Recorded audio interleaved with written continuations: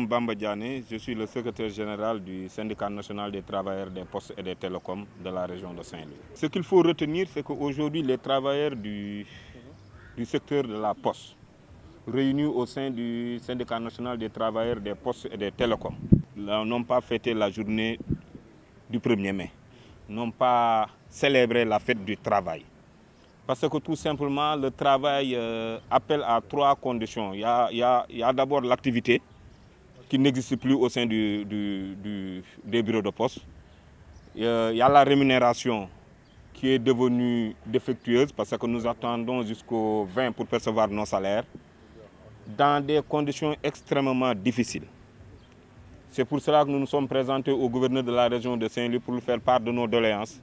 pour lui dire que le syndicat national des travailleurs des postes et des télécoms, qui représente plus de 70% des travailleurs de la poste, je vous rappelle que la poste fait plus de 4000 travailleurs. Donc ce syndicat-là, c'est le syndicat majoritaire, ne compte pas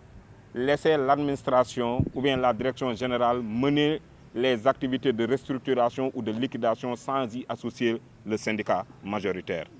Et que le plan social aussi doit être discuté pour qu'ensemble nous trouvions des solutions pour faire de la poste une société pérenne, mais aussi pour défendre les intérêts des travailleurs dans toute la région de Saint-Louis. Voilà ce que nous nous sommes aujourd'hui dit avec le gouverneur de la région de Saint-Louis. Nous lui demandons de transmettre ce message aux autorités pour qu'enfin le directeur général, M. Mohamed Lamine Diaité, sache que le SNTPT, c'est le syndicat majoritaire, mais le SNTPT aussi est prêt aujourd'hui à lui barrer la route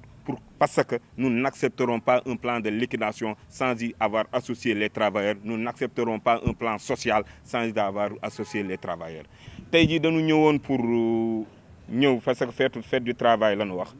ñu doon ay travailleurs yu nekk poste mais taluñu feetu boo nu gisee suñuy moso yu xonk nga xam ne taluñu feetu ndax balaa ñuy jot suñuy salaire adduna yëpp daan ko dégg daanu dem ba ay nit fayeeku waat ñun ñu doogaa fayeeku parce que balaa ñuy fayeeku le 20 day jot bu ñu ñëwee si bureau de poste yi wala si direction yi tamit li ci ëpp dañuy toog rek ndax gisatuñu client te loolu lépp nag état bi moo nu ko teg ndax état bi la poste je vous rappelle que c'est une société nationale qui fait plus de 4000 travailleurs le syndicat national bii ñu bokk di le syndicat majoritaire plus de 70% état bi toog di seetaan poste di yàqu di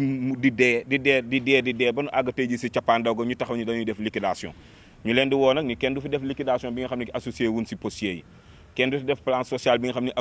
associé wuñ si postier yi kenn duñu def dara ci biir poste tey jii te boole wuñ si postier yi parce qu'ensemble nous devons trouver des solutions pour rendre cette entreprise là pérenne donc loolu la ñu wax si woon na gouverneur tey jii di ko jàpp ni dina transmettre message boobu malheureusement l'UNSAS n'a pas été convié à la rencontre de préparation de la fête du 1er mai moo tax mujjunu woon daje pour jox ko cahier de doléance mais daanu réunir semaine prochaine pour ñëw toogaat ak moom jox ko cahier de doléance bi nga xam ne syndicat affilié à l'UNSAS yëpp daan si bokk tey jii pour ñu mën a déposer ko ci table gouverneur